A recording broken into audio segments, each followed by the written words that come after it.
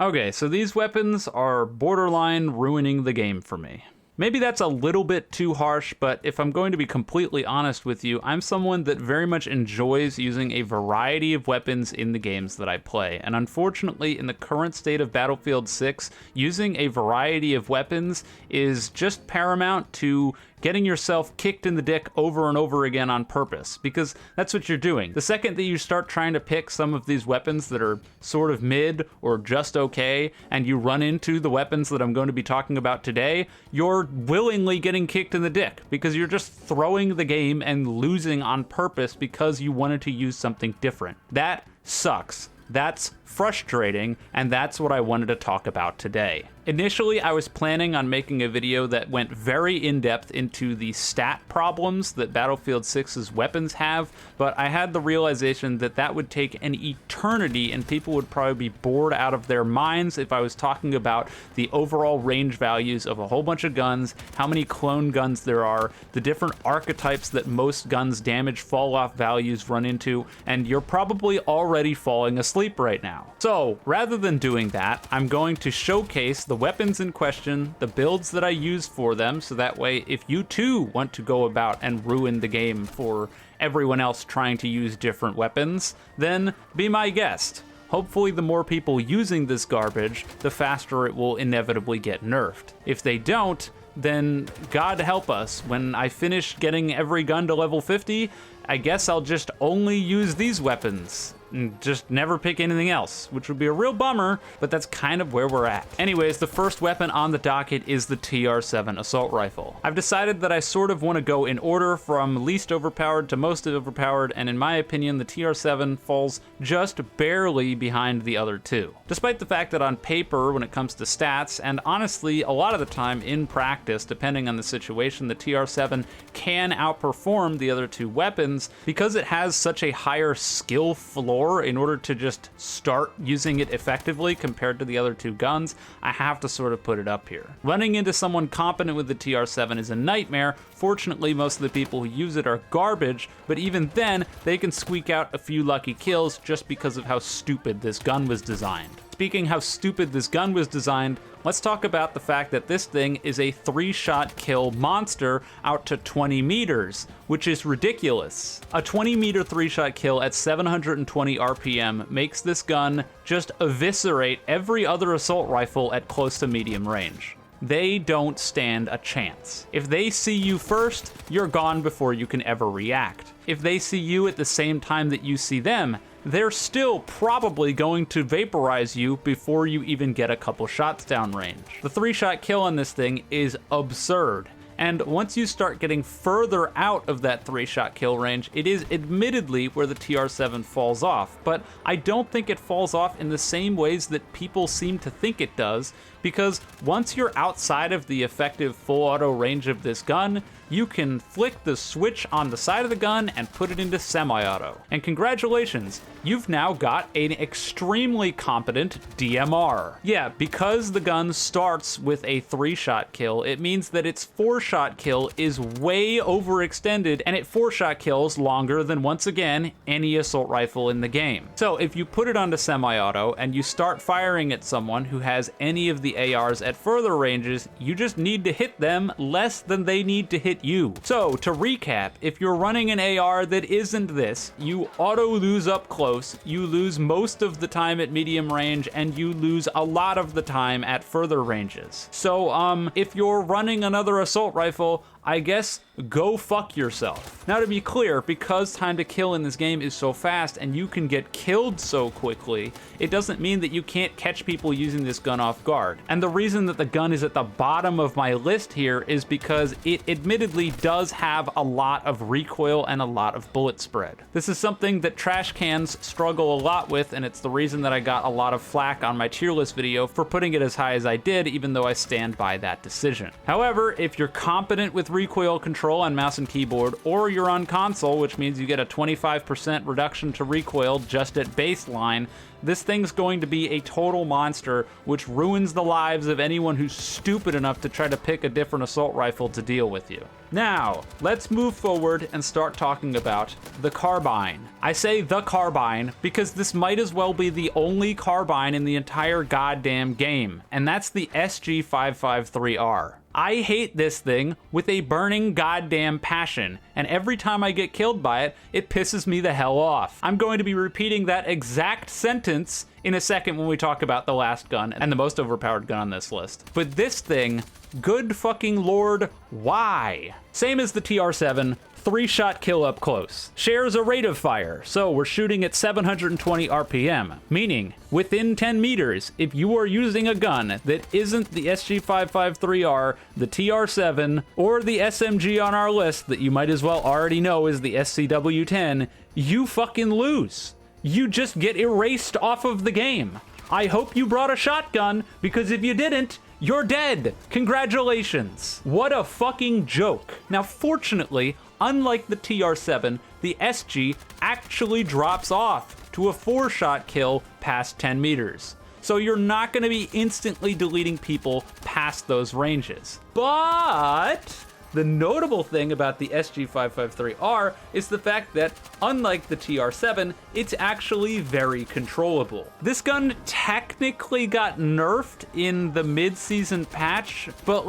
you can barely tell. It basically didn't make a difference. And so the recoil is still extremely controllable, the spread is still extremely controllable, and as long as you're burst firing at longer ranges, you end up with a very controllable gun that can continue to put up a good fight outside of its insta-kill range. But if you are up close, as I already mentioned, you're just gone, deleted off the screen, see you later. And the reason that a lot of this stuff is notable, and the reason that I think a lot of people aren't giving these closer range powerhouse guns enough credit, is the fact that this is an objective-based game. People always say, well, at further ranges the gun falls off, X, Y, Z, or the other. Well, what happens when you have to push onto an objective? Or they're pushing onto your objective? Yeah, newsflash, you're gonna be close up and you're gonna get destroyed. The SG borderline invalidates every other carbine until it hits the 35+ meter mark. That's the point where its time to kill actually starts to struggle. But to be clear, if you're using a carbine,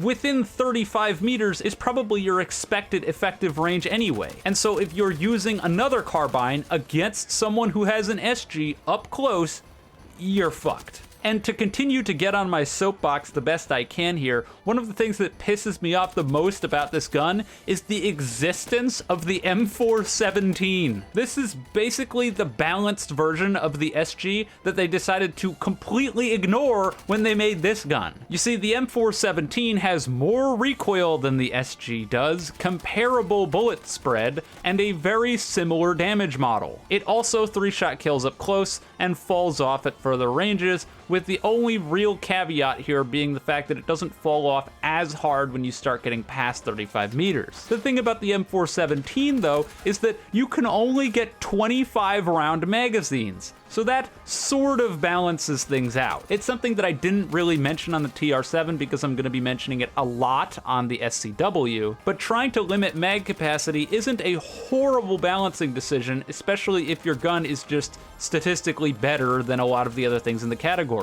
But in this case, the M417 has less bullets, less fire rate, and a borderline identical damage model, meaning the SG is just an upgrade. What is happening here? Why? I don't know. I couldn't tell you. I'm absolutely clueless as to why this is the way it is. But the end result is exactly what you would expect. If you're using any other carbine and someone's using an SG, you might as well throw in the towel, because you're not gonna have a good time unless you're just a better player than they are. And a requirement to just be a better player in order to use any carbine that isn't one specific weapon in the class is mad fucking stupid, plain and simple. But the dumbest gun in the game, and the thing that will never not stop pissing me off, is the SCW-10. Fuck this gun. This is utilized by all of the people smart enough to realize how absolutely hilariously broken it is, which means that it's almost exclusively used by sweats. That probably makes it even more frustrating to run up against than it otherwise would be. You see, the thing about the SCW-10 is that its damage model is identical to the SG-553R. Yes, it literally does the same damage at the same ranges, which is hilarious because the SCW shoots at 800 RPM. Uh-oh, you're probably gonna start seeing some problems crop up very quickly. You see, the SCW has the fastest close range time to kill in the entire game, and it continues to hold some of the fastest time to kill at longer ranges in the entire game. Because the SCW, at its core, was intended clearly to be a gimmick weapon. A high damage submachine gun that didn't have any bullets. That would balance it out. And in fairness, if extended magazines didn't exist in this game, then that would absolutely have worked. If the SCW only had 15 rounds and never got past that, the current state that it's in would be entirely acceptable. But that's not the world we live in. It's a bit costly, and you're gonna have to sacrifice some attachment points, but the SCW can get a 25 round magazine. God fucking damn it. Now I can see the comments now. 25 rounds still isn't that many. You can't run attachments that block the recoil. It doesn't fucking matter. It literally doesn't matter. The SCW is a submachine gun, which means that its overall recoil is very minimal, and also its overall spread is very minimal. This would make perfect sense if its damage range dropped off like a truck, as it probably should. But unfortunately, as I already mentioned, its damage model is the same as the SG's. And while the SG and the SCW do drop off like a truck at very far ranges in its effective distances, and even slightly outside of its effective distances, it's still doing plenty of damage. And because of the way that the damage models in Battlefield 6 work, it invalidates basically every other submachine gun in the game except for maybe the KV-9. You can see in the background here where I'm using the UMP and the SCW, and once again, its damage ranges where it falls off are the same. But the actual amount of damage that it's doing, that's different. And sure, the UMG-40 is going to have more accuracy and higher capacity magazines. On paper, maybe that's going to help you.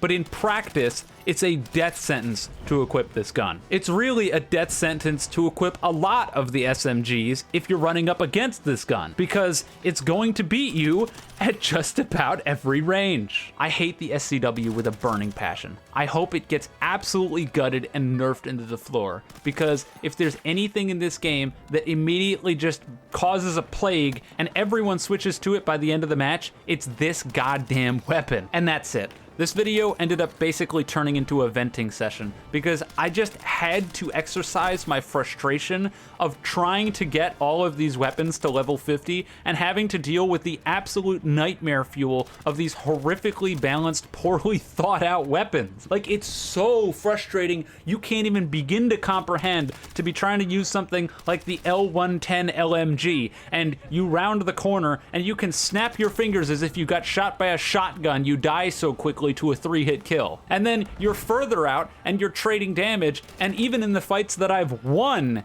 I end up looking down at my health bar and I'm like 1 shot from death. Why the hell can this gun insta-kill me up close and then give me such a huge run for my money when I'm so far? It's because the damage ranges are poorly designed. That's what it comes down to. It really is just that. They were so busy Control-C, Control-Ving every single range of damages that applied to almost every gun in the game that we just ended up with stuff where any gun that does high amounts of damage from default continues to do higher damage than everything else at further ranges, which, even if it might make sense from a realism perspective, from a weapon design and gun balance perspective for a video game, sucks. It's horrible. And I think it's been verifiably proven by the game at this point that trying to mess with recoil spread and mag capacity can only get you so far when it comes to making guns viable or fun to play with and against. But yeah, that's pretty much where I'm at right now. And if you want crutch guns to use to overinflate your KD and not even try, here you go. Congratulations. Before I log off for the day though, there was one last thing that I wanted to mention, and it's something that I'm going to be mentioning in every single video going forwards until hopefully they'll get banned. Because the anti-cheat on Battlefield 6 is not what it seems. You've probably seen a lot of social media posts of cheaters getting banned, of allegedly innocent people getting banned, and so a lot of people are under the impression, yay, it works great, the cheaters are not out and about, and you would be wrong. You see, I ran into a cheater roughly at the mid-season patch of Season 1, and they're still playing. Yeah, current name Tonald Drump on Steam. They've got a 12 KD and a 86.8% headshot ratio. If that doesn't raise any eyebrows, I don't know what will. Dice, how does your anti-cheat let anybody have an 86% headshot ratio and go, yeah, I don't see any problems here? So yeah, until this guy gets banned, I'm going to continue to have zero faith in the anti-cheat because clearly it's not doing a very good job. Anyways, with that, I'm wrapping up. So if you enjoyed the video, you can leave a like and subscribe. If you didn't, don't. And with all that being said, have a wonderful day or night wherever you are, and I'll see you guys next time.